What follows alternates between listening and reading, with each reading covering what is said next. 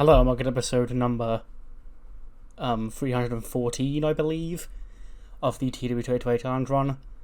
This is going to be SmackDown for week 1 of December 2022, and with Survivor Series War Games now in the rearview mirror, we move on to the 3-week build towards the final show of the year, High Voltage.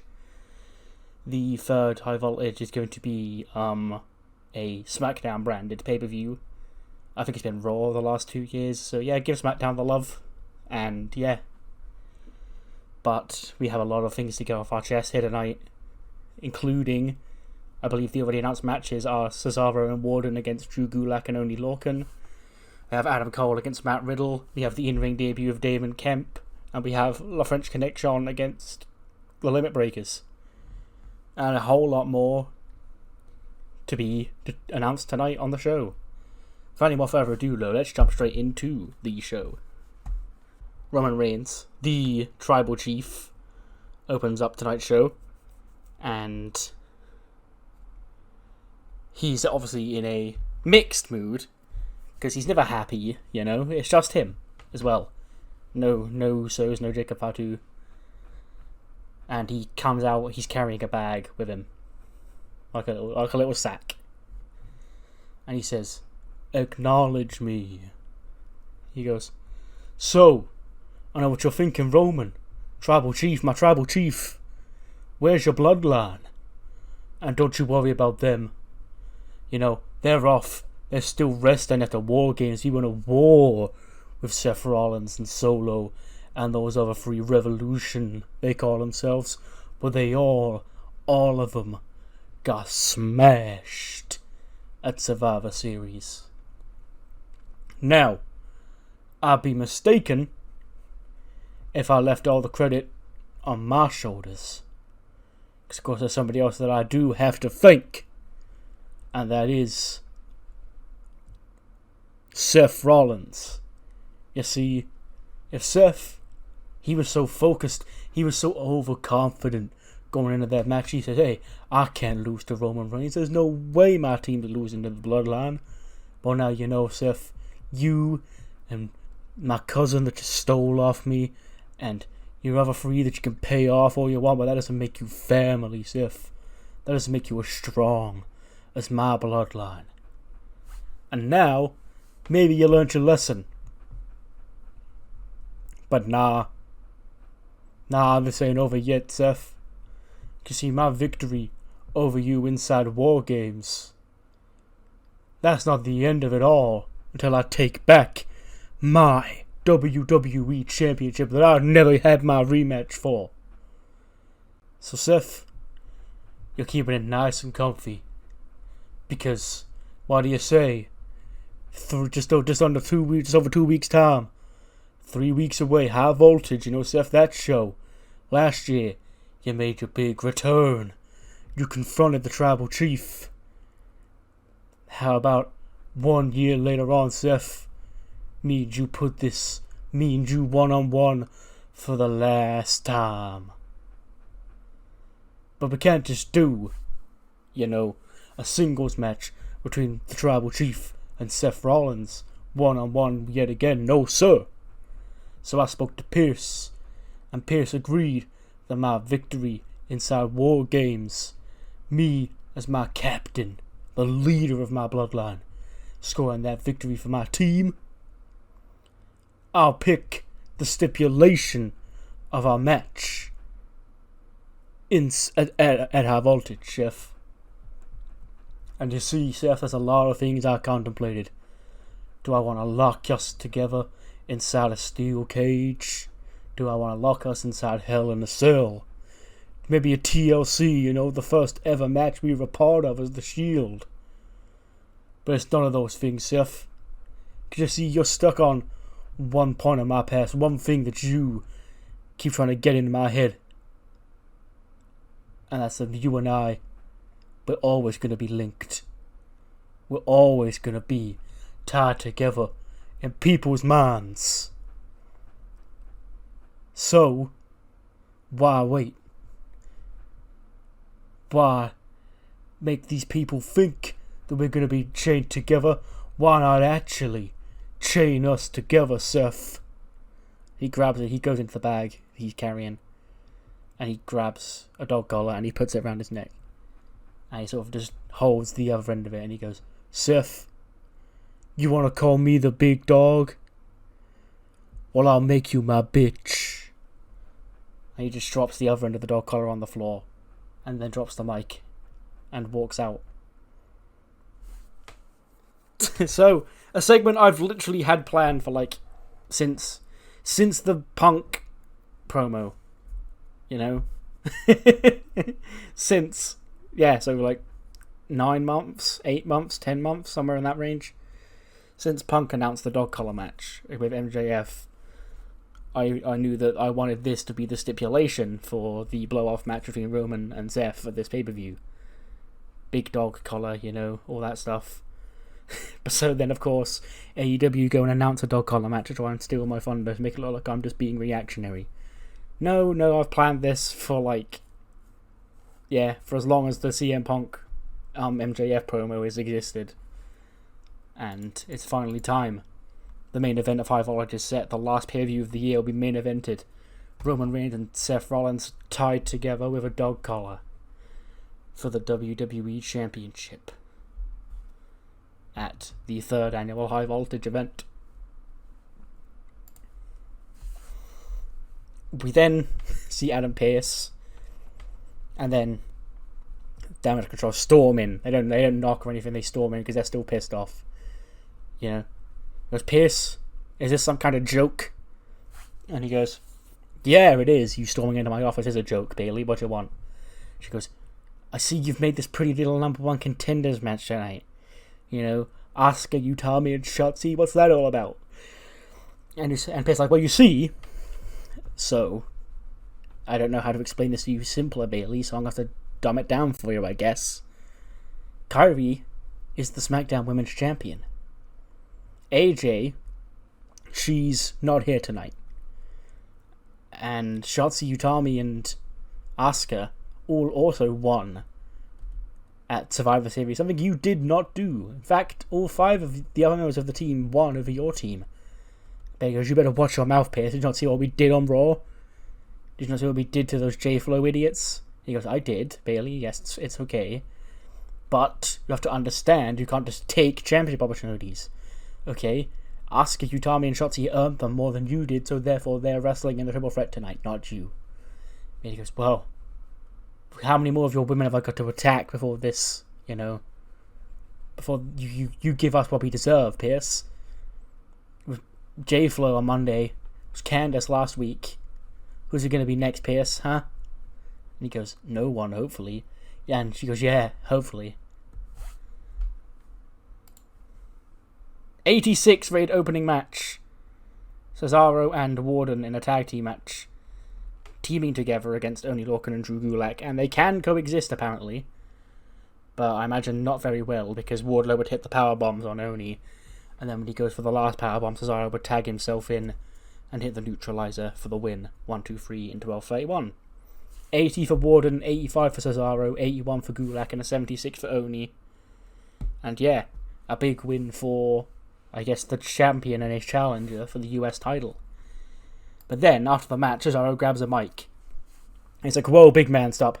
And Warden, of course, stops as he goes to leave the ring. And he goes, great team tonight, me and you.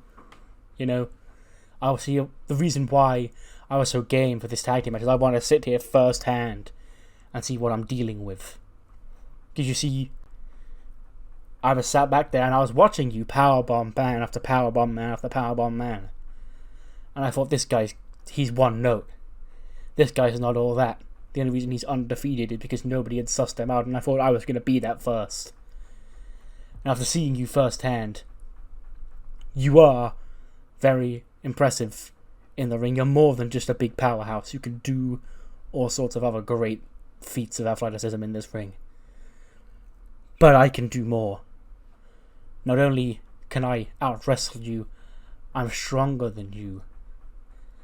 So, as much as I would love to take that title from you next week, we should save it. Because a match like this is special. A match like this deserves time to shine on a premium live event. So Warden, me and you for that at High Voltage 3. I don't know why I'm calling it High Voltage 3. It's just High Voltage 2022. And Warden, he sort of just walks towards Cesaro and shakes his hand, holds the belt up high. And we now have a second match set. Only half an hour into the build to this show, we have 2 matches set already. Cesaro versus Warden for the US title, along with Seth Rollins versus Roman Reigns in a dog collar match. Kinda stacked already. We then see Kayla Braxton, and her guest is AJ Styles. And she says, so, AJ, great showing at SummerSlam, Survivor Series. And unfortunately, you and the OC came up short against the Regal Coalition and Gunther. And what's next for the Phenomenal One? And he goes, I don't know, Kayla. You know, once you've been around the world as often as I have, you've done everything that I've done in this company. I often ask myself, what's next? What's next for old AJ Styles? And quite honestly, I'm not sure there's a simple answer. But you know damn well there's gonna be something. I'm not gonna sit back here and take doing nothing. I'm phenomenal. I'm gonna be phenomenal until the day I hang it up. Who knows when that may be? And then Grayson Waller walk in, and he's like, apparently not a day too soon, AJ, because whilst old has-beens like you are still eating up television time here on SmackDown, guys like me, top guys like me, upcoming rising stars like Grayson Waller, miss out on television time. I don't think that seems fair. And AJ goes, well, maybe if you started winning more matches, you'd get the opportunities that I've been given. And then Waller's like, what you say, mate?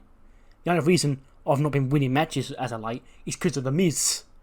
No offence, but if me and you were to go one-on-one tonight, I'd put your old ass down, boy. And he goes, great, see you out there. And then he walks off, and Waller's like, no, I didn't mean that literally. No, I did, what, Miz?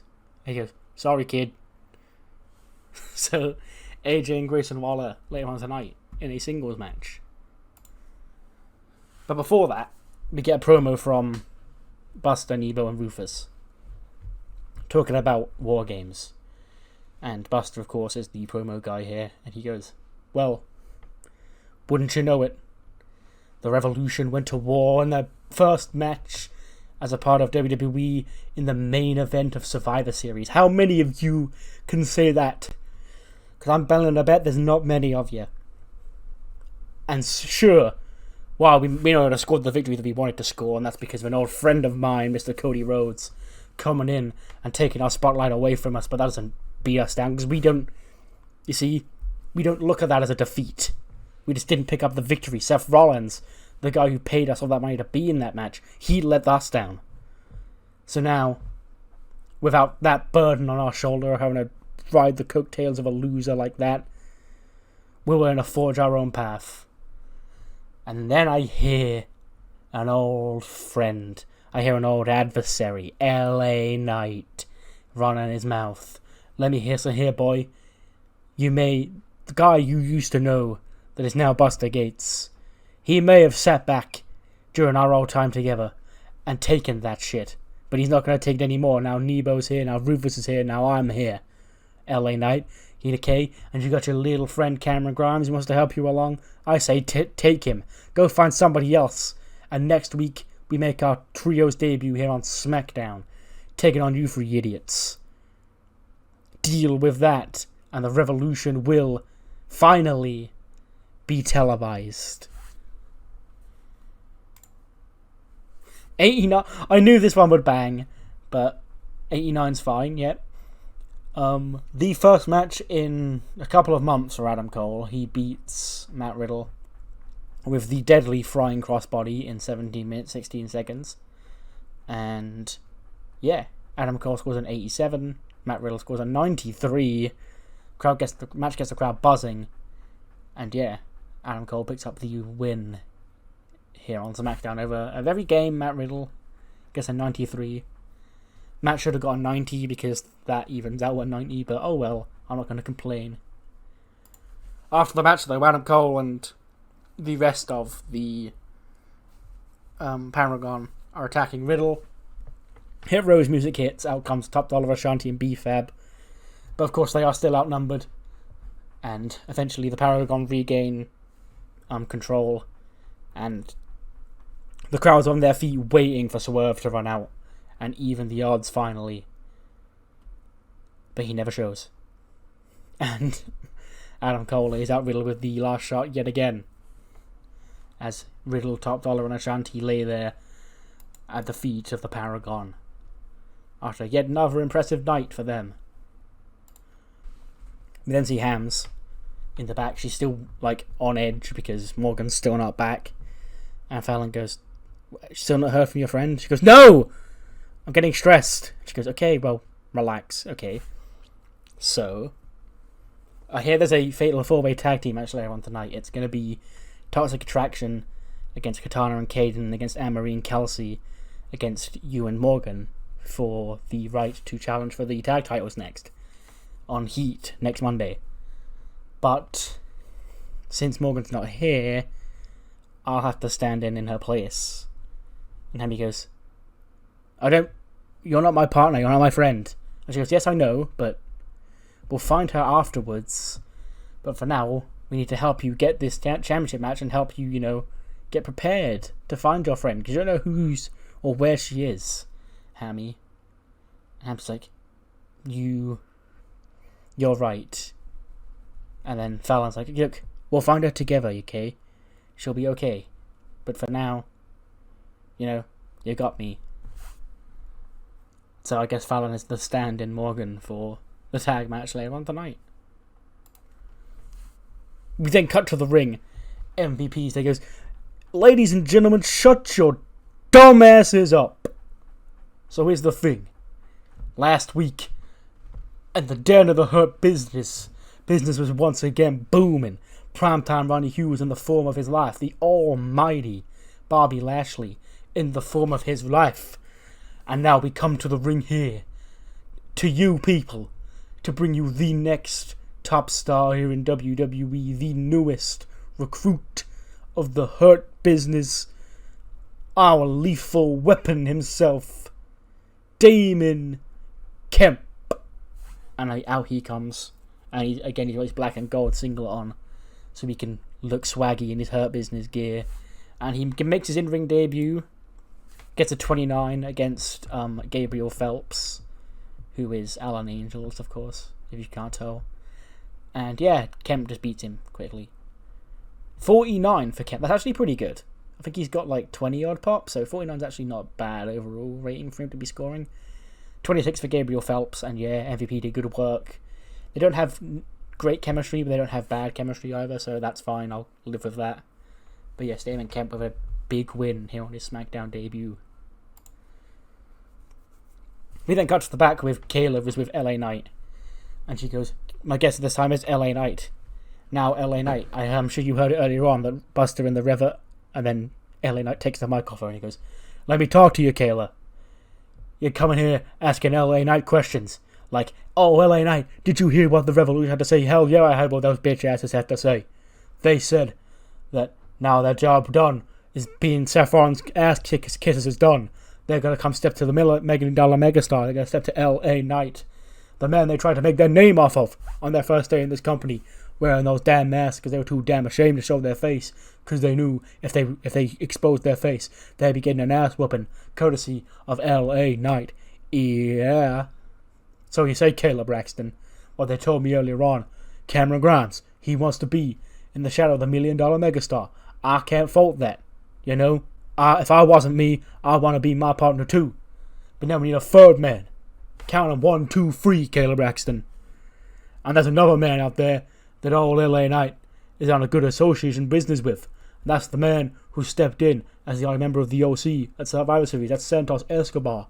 If you remember, he stood in and had LA Knight's back when he needed a partner to face The Miz and Grayson Waller. And now we need another partner. And Santos, if you're listening, let me talk to you. Next week, you show up to SmackDown. Cameron Grimes, you show up to SmackDown. LA Knight shows up to SmackDown. And those 3 idiots, if you have the balls to show up to SmackDown, come and get this ass whooping like a man. Yeah. So yeah, Santos Escobar felt like he was the only floating babyface that I had that I thought I could slot in here. And they did have that link because he did save, that was his official babyface turn when he aligned with LA Knight before anyone knew he was a double agent for the OC. So, yeah, we can just call back to that and put him on the team. So the trio next week of the Revolution, Buster Gates, Nebo Barnes, and Rufus Hamilton make their SmackDown debut against these 3. But before then, we cut to the House of Black. I imagine it's like a normal House of Black vignettes, but like spliced in is like footage of the Samson Shack brawl and the Samson Shack burning or whatever. And Alistair sat there on a chair, like staring at a fireplace in the dark. And then the rest of the house come and sit around him. And he goes, "It seems that, yes, honour our fallen friend. For he did not learn the lesson the easy way. And unfortunately we had to put a stop to his stupidity, but hopefully he comes back a different man. A greater man.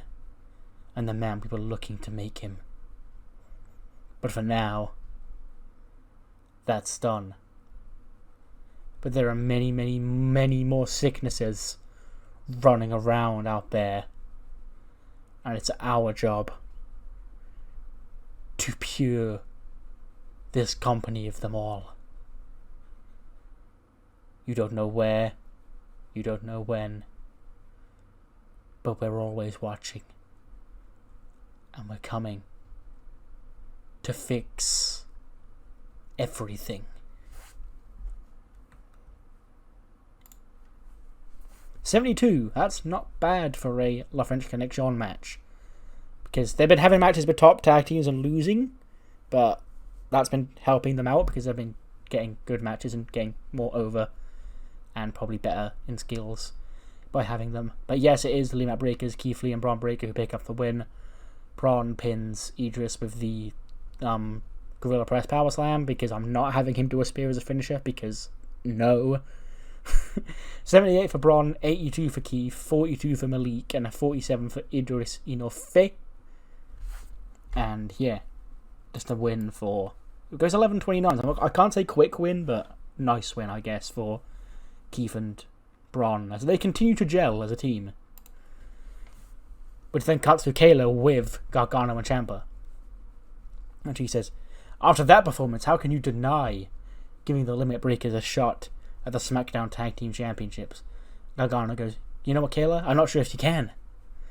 And we're also down to fight whoever thinks they're the best tag team here on SmackDown. So next week, we'll defend these belts against Keith Lee and Braun Breaker." And then Ricochet and Bronson Reed walk in. And Ricochet's like, "Okay, that's cool, you know. That's like a banger match. I'm going to be front row watching it. But just promise me this, Gargano. Whoever wins, you or them, we got next." Gargano goes, "If we can, when we beat the Limit Breakers next week, Ricochet, you're the next team we'd like to check off as well. So, you're on." So yeah, next week, Johnny Gargano and Ciampa team against the Limit Breakers for the SmackDown Tag Team Championships. And then after that, I guess the Cyclone are next. But first, the Bloodline. No Roman, just the Bloodline. I imagine they're in Roman's locker room, but Roman's gone home. And they go, "So what you saying, Oos?" He goes, What do you mean, Oos?" He goes, "About Solo.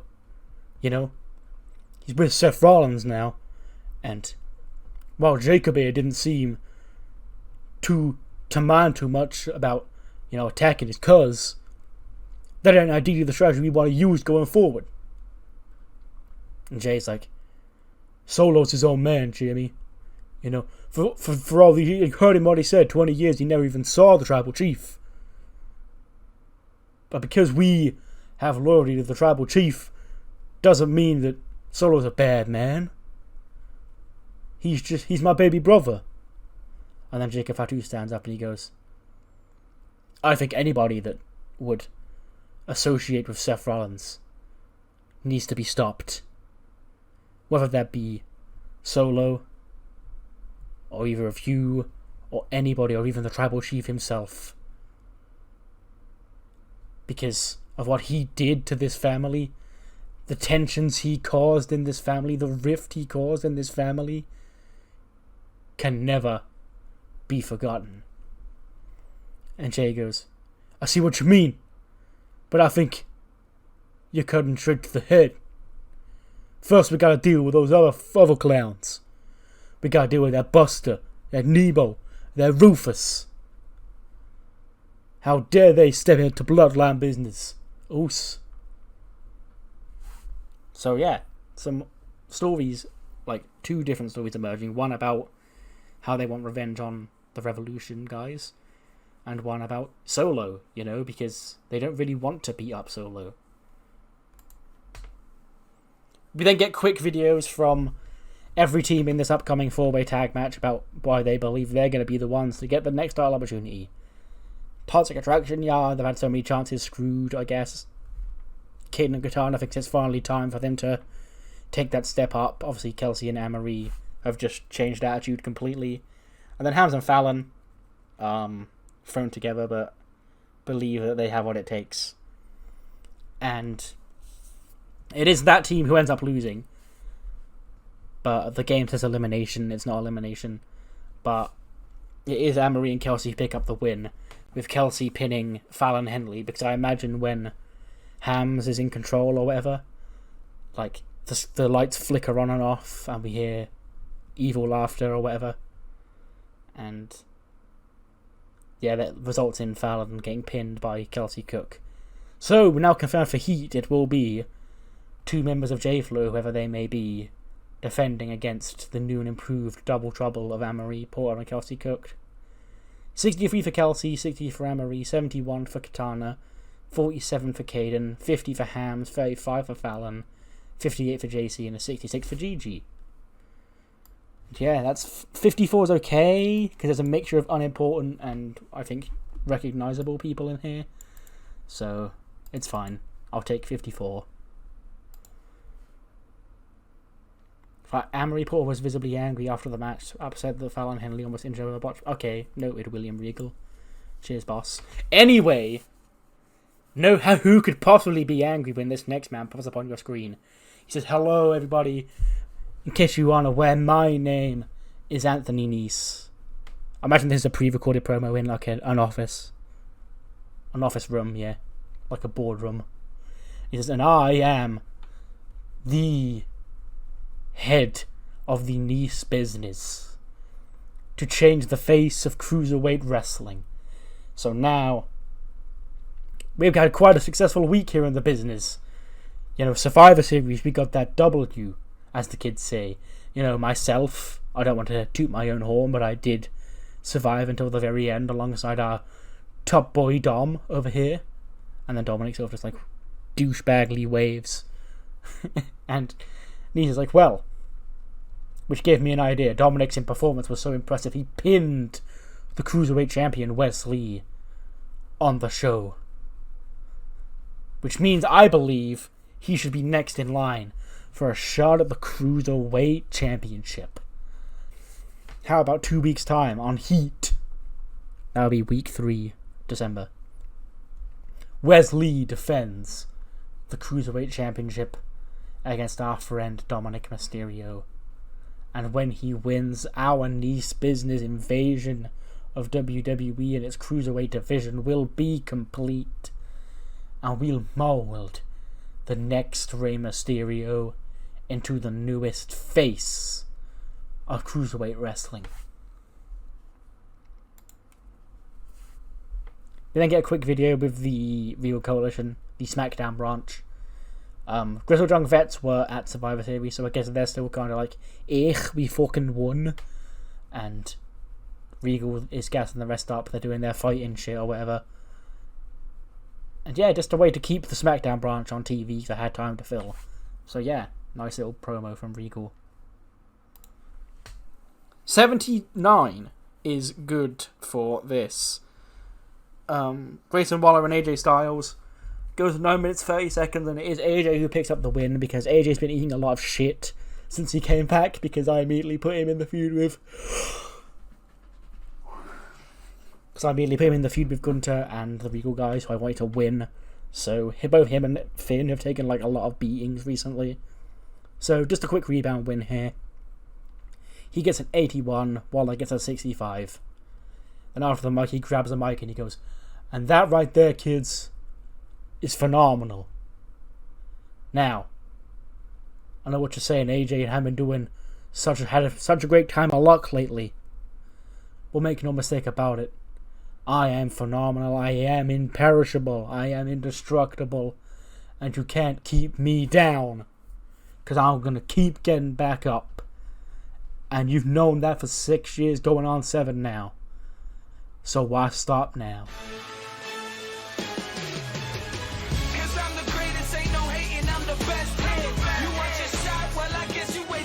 Carmelo Hayes interrupts and he goes, "Am I hearing this correctly, Trick?" He goes, "I think you might be, Mello." And he goes, This old man right here thinks he's phenomenal, thinks he's indestructible. Haha, don't make me laugh. So, I don't know if me and you have ever been formally introduced. I'm Carmelo Hayes. You may remember my boy Trick here, who you made your return at the expense of all those months ago. Oh, don't worry, AJ, don't worry, AJ, don't worry. Just like everybody else in here, I'm a fan. I grew up a mark for the phenomenal one. But that was, 10, 12 years ago now, AJ? When's enough? When are you going to sit back and think, maybe my role in life isn't to try and get one last big payday, is to help the kids like Carmelo Hayes, a guy who's like a young AJ Styles, to help him grow. So you tell him, Mello, you tell him. And he goes, as it just so happens, AJ, I've beaten 9 former world champions. Actually, I think it's 8. Yeah, 8 former world champions. And I'd love to add your name to that list. And AJ's like, you talk a big game for, you've missed the Money in the Bank. When are you going to cash that thing in, huh? Someone who relies on having Tricky here do his bidding. But if it's a match that you want with me, I'll have it whenever you damn want. And Mello's like, great. Just what I wanted, AJ. See you real soon. Or I'm gonna take you out back, old Yeller. I'm gonna shoot you in the head. And I'm gonna take your spot for myself. After that, we get the hype for next week's episode of SmackDown, which will feature the in-ring SmackDown debut of the trio known as the Revolution, when Buster Gates, Nebo Barnes and Rufus Hamilton team up against L.A. Knight, Cameron Grimes and Santos Escobar.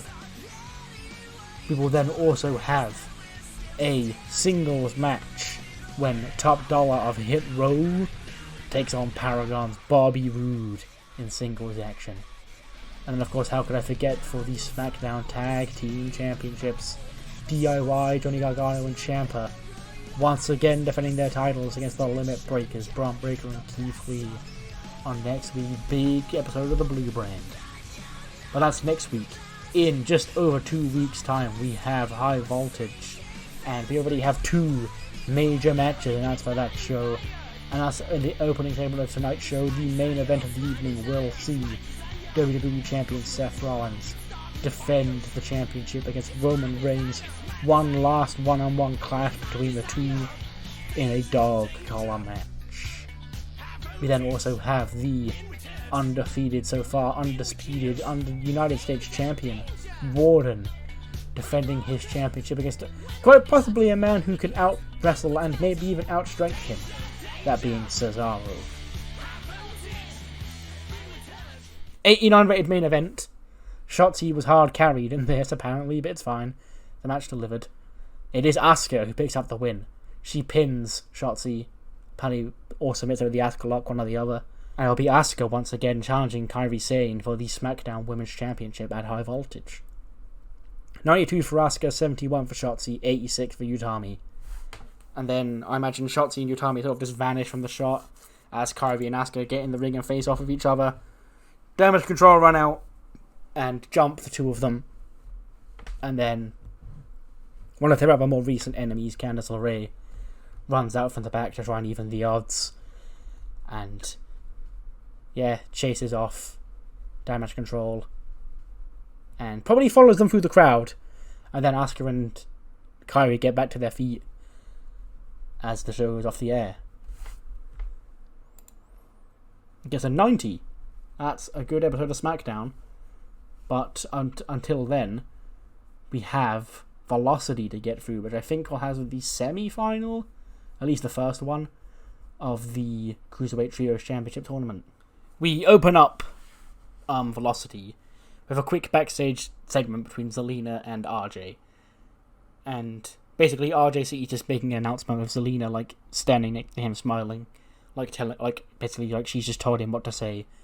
And he says that after what happened on Raw, Legado, who was in the Trios Championship Tournament with the representative group of Cruz del Toro, Joaquin Wilde, and Lince Dorado, will now... Lince obviously won't be around for Legado anymore, so Andrade will step in. It's good to have a big star like Andrade a part of Velocity, and he's going to team with Cruz and Joaquin against Timothy Thatcher, Oney Lorcan, and Drew Gulak in tonight's opening match, the first semi-final of the Trios Championship Tournament. Gets an 83, but unfortunately for Legado, they were eliminated. Thatcher, Lorcan, and Gulak defeated them because Metalik runs in and Lince runs in to attack Andrade. Then it's 3-on-1 and Thatcher submits Cruz with the Thatcher stretch. So the first confirmed team in the final of this Trios Championship Tournament will be this unnamed group of Timothy Thatcher, Oney Lorcan, and Drew Gulak. And they'll face the winner of Undisputed versus MSK next week.